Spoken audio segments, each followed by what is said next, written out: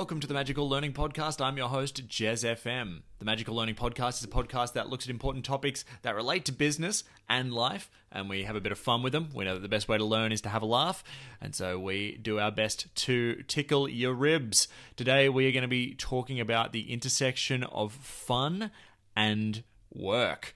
Now, those two things don't typically go together. That's typically when you hear the words, this is going to be fun at work, it's typically horrifying. But we try to break down the actual fun of this. Now, this is a reflections podcast, which means each team member is bringing their own thoughts on the topic to the podcast. We've got Al, who is a facilitator and our farming facilitator extraordinaire. And we've got Danette, our director of learning and co-founder on the call today. And you got me, host of the podcast, podcast producer, and your friend and guide throughout this conversation. So enjoy. And as always, everybody, have a magical week.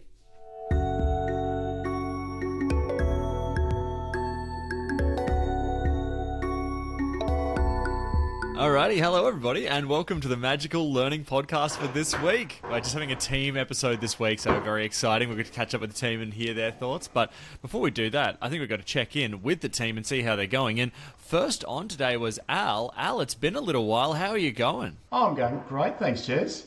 Yeah, I've been getting a little busy with work, which I've been enjoying, and I'm looking forward to one of the benefits of living up here on the Gold Coast. This weekend they've got the big air show. So I'm looking forward to seeing some of the big planes come through, which they're already flying over today. Wow. So, I mean, Al, let's just back up a little bit. So what's the new work? And then tell us a little bit about what this air show is, because I haven't heard of it personally. The work is training people at an RTO into the crane industry, so dogging, rigging and all sorts of crane licenses, which I'm really enjoying.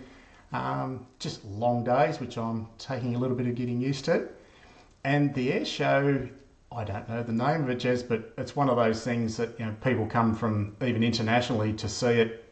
Like there's big bombers, and I think it's I'm guessing like an FA-18, like one of those amazing jets that flies in and just disappears straight up into the sky and fires out like firework type things behind it. If there's a bomb chasing it, the bomb will chase those fireworks instead, and just the roar of those engines. At the Gold Coast, get on the crane and then you can go and watch a bomber and have your own Top Gun experience. Gosh, I'm all over the shop there, but yes. That's a great way of putting it, Jess. That's my moment of Top Gun on the beach. That's it. Fantastic. Well, Al, great to have you on again. And let's go to Danette. Danette, how's your week going? Yeah, my week's been really good, Jez, and going on the aviation theme, last Saturday I flew down to Melbourne on a brand spanking new A220, which Qantas had bought a couple of them, because when I flew back from Melbourne on Monday, I was also on the A220. Very, very, and they actually said it was the inaugural flight, so that was very exciting. Beautiful looking planes, 2 seats on one side, 3 on the other. Awesome. I also went to a ball for the first time in forever on Saturday night with Allegra, and we went to raise money for a beautiful charity that it's called the House of Hope, or St Mary's House of Hope, which basically provides things like food and showers and washing machines, etc., for homeless people. And it was just such a beautiful event. And this week I've been travelling a little bit, and I'm at home at the moment, and very exciting for all of those who follow our animals at the farm. We saw Ernie the echidna last week as well. Very, very exciting, and he is getting bigger and bigger. Graham was on the mower and rang me while I was inside working, and he's like, come outside quick with your camera. And there was that Ernie, and boy did he move fast. So anyway, it's good that Ernie is alive and well, because it feels like spring when Ernie is moving. Yeah, we love Ernie. We recommend checking out the social medias for the HD clips from previous years as well. You can see the growth. A bit of a celebrity at the farm. So today we're going to be talking about bringing more fun to work, which was a topic that I'm quite interested in. I love the sort of conjunction of fun and work. And, as Al and I were talking beforehand, they don't always go hand in hand. Sometimes when you think of fun and you think of work, you don't think of those two as a Venn diagram that overlap at all. But hopefully today we can kind of break that down a little bit. So before we get into today's conversation, so it's a reflections podcast, which means that we'll be all bringing our own stories. I just thought I'd kind of go across the internet and give a bit of an internet sweep at what they say fun is, because fun can kind of be a couple of different things. So starting with our classic place to start, Oxford Dictionary. And the definition there is light-hearted pleasure, enjoyment, or amusement, or boisterous joviality or merrymaking. So that's kind of interesting. Joviality, not a word you hear too often, but it's good to hear it in this context. I wanted to kind of go then a little bit to Reddit, because this is the other place that people tend to go to when they can't find a solution on Google. So this person suggested, I should say their username is pmme_your_definitions. So this is someone who's into definitions, I guess. And they said that I'd say fun is enjoyment without responsibility. It's not just something we like, it's something that we like for its own sake and something that we don't have to do or get anything out of. And that explains why forced fun seems so stupid. So that's kind of an interesting another way to look at it. There's this impression in people's brains that when we go to work, we need to be serious. And I actually really like this topic because our brain actually works better when we are lighthearted, when we are having fun, because that doesn't tend to trigger threat responses. So actually, I love the topic. And I also want to point out to our listeners and our viewers that fun actually should be a critical element in the workplace. And obviously there are some, like first responders, it's hard to be having fun in that moment if you're responding to something that is an emergency. And yet in some in-between times, if we can have fun, it just increases that connection. It just allows us to work with our brain to be more awesome. So that's what those definitions brought up for me, Jez, and I love the fact that you sourced a number of different sources around those definitions. I'm curious on what everybody else thought around no responsibility. I'm thinking you're seeing that differently to me, Danette, where to me at work, I thought we still need to be responsible. Yeah, we can't just be the class clown, but I'm wondering how you're seeing that differently. So that's a great question, Al. So for me, obviously we're responsible for our job, for what we do, and we can have fun. And the two aren't always mutually exclusive. So as a manager or a leader, I see part of my responsibility as, can I make this workplace one where people want to come to work, they want to bring their best self, and knowing that the brain science says that the more fun we have, then it works for us and our brains collectively. So I sort of see them as, yes, when I heard that no responsibility or with enjoyment without responsibility, it's like I don't always have to come up with the reason for us having fun. I can just enjoy the fun, if that makes sense. So whereas I think how you interpret it was, we still need to be aware of that responsibility. Absolutely, we need to make sure we're good from a work health and safety, etc. And sometimes maybe someone else brings the fun in and I get to just enjoy it without going, I had to make the fun. Someone else got to do that. Does that help? That does. It's great, I love that, the way you see that. The other one that really stood out for me is social interaction, where some workplaces, and I wonder whether it's different people. A story that came to my mind when I saw this topic, Jez, was out at the farm. I go back and help Andy out at harvest. It's Andy's farm. And Andy has a bit of fun. Actually, Andy has a lot of fun. Calls me the paddock manager because I manage, there's about 6 different machines that, if one of those machines slows down, all the others slow down. It's something I do really well. And one morning I showed up early because the machine had broken down. As each person arrived, I gave them a job. When Andy arrived, I gave Andy a job and Andy just stood there and he said, "Good morning, Alan." And I realised I was focused on the machines, which was my skill. Andy was focused on the people, which was his skill. And every year when I go back to the harvest, I learn so much from Andy on focusing on the people can be a lot more fun than being focused on the machines, which yet comes back to that social interaction. I think you had a good insight there about the responsibility factor, because I've actually gone and done a little bit more research, and I've looked at the top most fun organizations and what the employees said makes them fun. So this may be different than what people think. So I had a look at something called VantageLens.com. It had a blog about top 15 fun places to work. Number 1 was Google, and here's the reasons people put. So this is interesting. Free food, nap pods, fun games, physicians at work, hybrid work days, and financial assistance. Okay?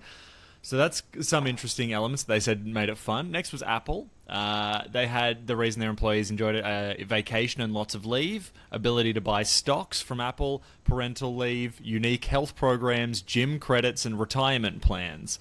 So these don't really sound that fun, except for the fun game ones, maybe the nap pods. But a lot of these are kind of about more things around additional elements or support elements from the workplace. You know, it's almost, some of it is almost unrelated to the work. You would sort of think, you know, while it is related, childcare support is sort of, I guess, something that is not part of Apple's core business model. You know, so it is interesting that they kind of do things like that. What was interesting was you had to go down to number 6, NVIDIA, to really get into what you would typically think of as millennial fun, which is refreshment areas, board games, quizzes, video games, pool table, generous vacation time, and flexible work hours. But again, it still comes down to that sort of flexibility. So I actually I wonder, Al, if a little bit of your insight from before was important, which is that, you know, maybe there can be some difference between fun and responsibility. Maybe sometimes those two things don't go together, but some of that can also be giving the space for a lack of responsibility, I think, for some of your employees to build in some of the fun, so that it's not everything is do or die. You know, you give that sort of buffer zone, and then that's where the fun can almost be had, and then, you know, you get new ideas and what have you based on those results. But yeah, let's jump into this week's topic. So it's bringing more fun to work. We're going to be talking about some of our experiences and what this means for us. Al, I might start with you. So when you were thinking about this topic, what sort of came to your mind? One thing that came to my mind, Jez, was from my experience is we can always point out what is wrong versus what is, you know, something better, what's a new way of doing things. I remember hearing how we'll happily stay where we are in the misery of certainty versus going into uncertainty and trying something new. And yeah, one of the ideas that came to me was, you know, let's show up at work with a playful attitude versus, you know, a lot of us have that old pattern of, if I make a mistake, I'm going to get blamed, versus, I think Danette said, you know, learning. When you said learning, I thought, yes, that's something I love about work, is a workplace where mistakes are encouraged, because that's how we learn, that's how we grow. Yeah, absolutely, Alan. And, you know, actually, I just the other day edited our Magical Learning podcast that Mum did with Renna, and she was talking about purpose and how that sort of comes together. So I suggest people go back, I think it's 2 episodes, and you have a listen to a little bit more about kind of purpose and sort of your coming together as a whole being and stuff. I thought that was really interesting. So love that, Al. Great insight. Let's go to Danette. Danette, bringing more fun to work, what does that mean to you? So I have to say, let's start right here with the podcast, because for me, this is the best end to every week, is just to have these wonderful conversations, lots of laughter, and we learn. And so one of my strongest values is lifelong learning. And so for me, anytime, you know, and Al, to your point about mistakes and learning, and I really love that insight, I call mistakes misnakes, because then I laugh at myself and I go, oh, yeah, no one's died. I can learn from this. And so even just making that a little bit silly is enough to bring out the smile. And for the viewers, look at Al's face when I said mistakes, because that's exactly what I do.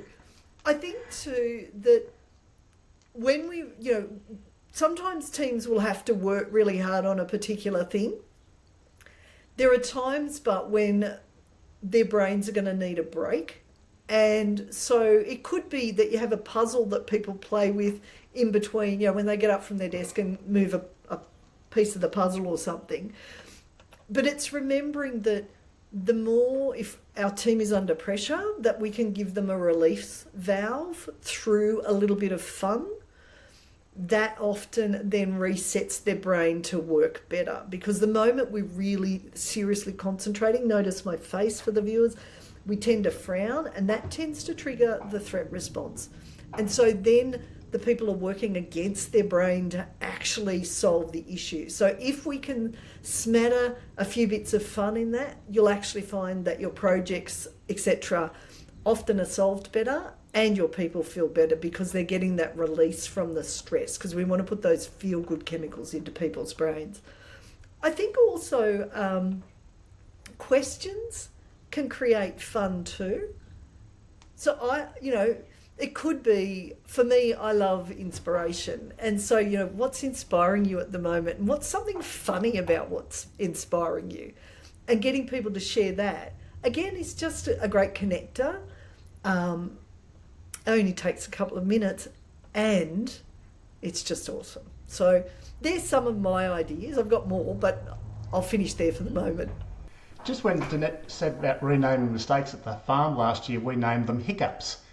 And I was loading a truck out of the Big Ben, not paying attention to what I was doing. I was tired, overloaded the truck, spilled a heap of grain on the ground, and Andy's dad came running over to the tractor, and as he's climbing up the ladder of the tractor, my automatic shame spiral thing started, and I thought, oh no, I've stuffed it up. And he opened the door and he said, that was a big hiccup. We both laughed, and I thought it was the best thing that ever happened. Yep, that's a great reframe there, and I love that insight as well. I also, as I was doing a bit of research, what you're talking about, Danette, kind of reminded me of one of the bits of research that I didn't actually end up putting in, but I thought was interesting, was that some people were defining fun at a workplace as also an ability to remove danger. So it's not necessarily that you're enjoying the space, but it's removing the negative elements. So it can be, that some people have pretty easy work where they can just watch a TV show while they're kind of inputting data or whatever. Not recommended, but obviously that's a way you can approach that work. And for those people, that job's good and fun because they just don't have the negative things where they're stressed out about their work. They're just cruising through it. So that can be another way to kind of look at it. And also, I wanted to mention before, I was talking about Renna's podcast, which I may have just edited out as I was thinking about it, but when I mentioned purpose, I realized I forgot to talk about the main thing that I wanted to talk about, which was that Al was talking about how, challenges can be overwhelming and it can be difficult, but she was saying that, actually what we're supposed to be doing is just learning from these challenges. They're all lessons, and each of them is making us better. So challenges also can be a sort of positive thing for us as well. And therefore, she frames challenges as actually fun because she's looking at it as, what's the lesson I'm going to learn out of this? So love that for her. I wanted to kind of take the conversation in a slightly different direction where I worked in a workplace that gave off a lot of fun energy, but it didn't exactly have the fun while you were there. So I worked at a TV studio for a little bit, and all around they had built in all these sort of fun, classic fun elements. There's pool tables, table tennis tables, a little snacks fridge, a lot of fun paint everywhere, and sort of different rooms were sort of very fun and themed. But the business itself was struggling, and so the actual energy in the whole place was that of, you better not be working on this because we are, we're laying off people, every however so often, so we don't have the time to waste to use this stuff. So it was a really bizarre contrast to be in a space where if you were to be there for an hour, you'd go, oh, this looks like a really fun place to work, but then you realize those things are almost to be avoided, so I thought that was quite fascinating in terms of what fun in a workplace actually is versus what it might look like. Jez, I love that too, because again, people's brain tends to go, we're under pressure, so we need to double down on that and not have fun. And I work with a number of people who run their own businesses or their own practices, and when they get to that stage where nothing's working and they're like, oh, it's really bad, no one's buying anything from me, etc., I go, have you got kids? And they go, yeah. And I go play with the kids. Or go and take the day off and have some fun. And they're like, no, you don't understand. I need to work harder. And I, no, you need to work smarter. And fun is smarter. And to every single one of the people that I suggest that, they all come back and they go, funny, I had fun with the kids instead of resenting the kids because I was, resenting them because I needed to get work done. They went and had fun, and then sales started coming in the next day or the day after, and they worked out that actually the old approach, which is let's double down and work harder, doesn't really work. because it doesn't work from a brain-friendly perspective. So the fun bit is totally important. And just to your point there, for us as leaders, we need to be careful about what are we messaging. So if we create a culture that's got all of these fun-looking things, but the message is anytime there's a bit of uncertainty, that you can't play with those things. We as the leaders are actually messaging that fun is not part of the culture. And yes, I get that there are hard times, and know that energetically you are way better once you've had a bit of fun than if you are just a stress bunny. So it sounds counterintuitive to a lot of advice you get. Give it a go, experiment with it, have fun, and just see the results that you get. I love that example, Danette. I was thinking of a similar thing where the boss says it's supposed to be fun, but they're putting out that negative vibe, and it reminded me of something Graham often says. We are human beings.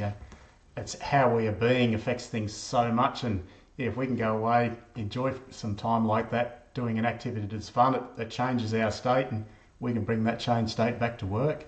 Totally. And Al, I was looking at why do employees leave workplaces, and for most organisations it's the manager, so the person they're working directly with. And so again, when we as a manager actually do have a bit of fun, we make the workplace a little bit lighthearted, it's more friendly, we connect, people are likely to stay, and they're likely to stay longer. So from a financial perspective, the organisation wins, as does the manager, as does the employee. So there's a lot of good reasons why fun actually needs to be part of what we do. And I love those insights you just had, Al. Thank you. Yeah, and I also just wanted to say, this reminded me, what you're talking about, Danette, there, with people who are getting really stressed out. And it's, even if you have old habits where you were much more efficient and did more things, you have to ask yourself, do those old habits also lead you to burnout? Because if that's the case, then if you keep doing it, it's the same reaction. So maybe it's time to alter those. Maybe you're not doing as much, but maybe it's giving you more sustainability across the long term, which is what this fun element really is at some level. It's also a sustainability element as well, which is really interesting. Yeah, I've just got something to share. So I've been experimenting the last couple of weekends, except for last weekend, on doing a digital detox. So Friday afternoon, I put all of my devices, including my mobile phone, in my office, and I shut the door, and I don't reopen it till Sunday morning. And what I do is I go and read, which I love, and that's fun for me. I get out in the garden, I get outside. And what I've discovered is that for the next week, I am more effective, I am more efficient, and the quality of my work has gone through the roof. And what I've discovered is I'm spending a day without distraction, focused on just enjoying my life. And then the flow-on effects, to your point about burnout and stuff like that, it's just like I feel like I've had a vacation just having one day off devices every week. And for me, it's fun because it's like I've realised how distracting those devices can be. So, sorry, I just wanted to share that because what you were saying, it just sort of led into that. It's what a glowing review of technology. One day off of it feels like a vacation. So it's a good insight, though. That is a good point. Sorry, Al, so I was going to ask you, Al, did you have anything else you wanted to chat about today around bringing more fun to work? Two things coming up for me, Jez. Just what Danette said then, it's something I've been paying attention to for quite a while since you went away. I think you had a week away, Danette. And it was all around getting away from technology and just chilling out, meditation. And I seem to have to hear things a few times, like when you're mentioning there, I'm just thinking I need to stop. And again, like with that machine scenario, I look at people as machines who can just go and go and go. Yet, until we stop and I guess do that maintenance, those machines get slower and slower. And the other one, which I've been hearing from Graham for quite a while, is awareness. If we don't have awareness of that, we just keep doing, I think it's Einstein said the same thing over and over again, expecting a different outcome. If we're not having fun at work, let's do something different, try something else. Al, I love that word you used there, which was maintenance, because I feel like that's such a good way to put this. So it's sort of like putting your energy in a maintenance context. It does need it sometimes, and that's true of everything that has a lot of horsepower and is really strong, all those things need maintenance. They can't last forever. So everyone needs it as well. So I love that insight there, Al. Danette, did that have anything for you? I think that we need to reframe work as work includes fun. Fun is part of that maintenance that Al was just talking about, because we aren't machines. We know from the science that our performance goes up, and if we have a break, we refuel or maintain and we go high again. People who go like this without breaks, without fun, think their performance goes straight up. In fact, they hit a wall and it starts to go down. And unless they do things like have breaks, have fun, they are not going to be able to go to higher levels. So it is really important, I think, in workplaces for us to ask, how can we make this more fun? How can we make this more enjoyable?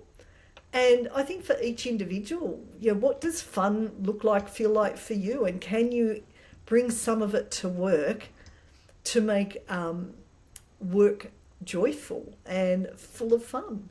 Because actually the science shows that that's actually going to lead to more high performance. I want to share this, and it's got nothing to do with fun so much as I was reading Seth Godin's latest book, which is around the Song of Story, something like that. It's not the right name. But in it, he talked about the difference between curiosity and wonder. I always thought curiosity, and we talk a lot about this on the podcast, being curious. He said one step up from that is in a conversation, sit in wonder. And I think of wonder as actually if you sat there, that would be so fun. Because you're not having to have any answer, you're just going on a journey with the other individual. And even if it's a hard conversation, you're learning and you're growing, which is that bit, if we make a mistake, it's a hiccup. And if I'm in wonder and I stuff it up a little bit, if I'm sitting in wonder, that other person's is unlikely to get offended because they can see that we're genuinely trying to go on that journey with them. So I really like that distinction between curiosity and wonder and everything.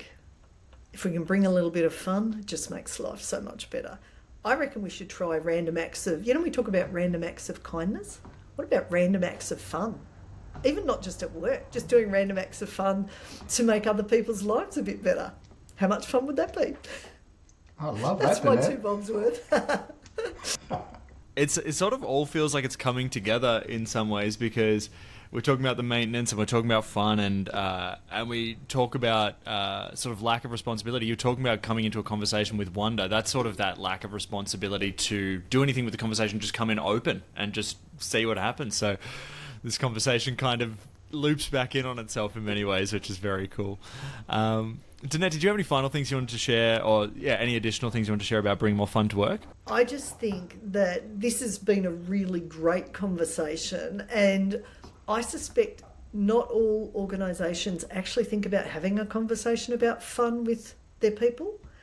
And I would say that maybe starting that conversation and how do we just make this a little bit more fun, I would suspect you're going to see things like increased employee engagement if the viewpoints are taken on and some action is taken. And honestly, we know from the brain science that fun actually makes for a way more productive workplace. So let's see. We'd love our viewers and our listeners to share about some of the changes they might be doing around fun. Thank you, Al, and thank you, Jess. Great conversation. Random acts of fun. Hopefully people are doing that. And I think, something that I'm taking away is that it's almost like employees are kind of like plants in a garden. You can try and just make them so that they just make fruit, but that's not really going to help. If you give them the best situation, you put them in a nice warm environment that matches what they want, you build a good environment for them, and then they sort of, if they can thrive in the best possible way for themselves, then you're actually going to get more produce. So that's kind of a way I'm looking at it. Al, any final thoughts today on today's conversation and bringing more fun to work? 2 main things I've written down here, Jess, are wonder. And I guess that stood out for me because it's the opposite to sitting there in blame or judgment and being right. Let's wonder what other possibilities are out there. And the other one, which Danette mentioned, was ask questions which to me, that's the opposite of sitting there complaining about, work's not right, all the stress we have. It's, ask questions, how can we make this more fun? And I come up with an example. At work, we have a tower crane, which is the big high crane you see on top of a multi-storey building. Every once in a while, someone has to walk out to the very end of that to check the pulley on the end with a harness on. I'm wondering if the boss would let me do that, because I think that'd be lots of fun. Can you get them to take a video when they do so we can share with the listeners and the viewers, Al? That'll make it even more fun, Danette. Exactly. Well, Al, we're excited to see it, and make sure you don't have too much fun. There we go. There's a bit of extra fun. I found that there's the media section in this, so there's a little sound effect. I Love that.